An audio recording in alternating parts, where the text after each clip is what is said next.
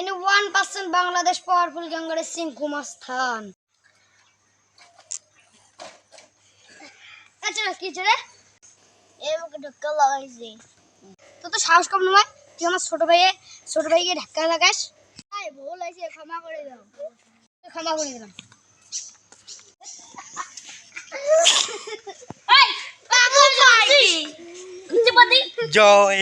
কামার চামড়া একটা ভিডিও বানানো শেষ, আমার বোন ভাই যাবো। Hello guys,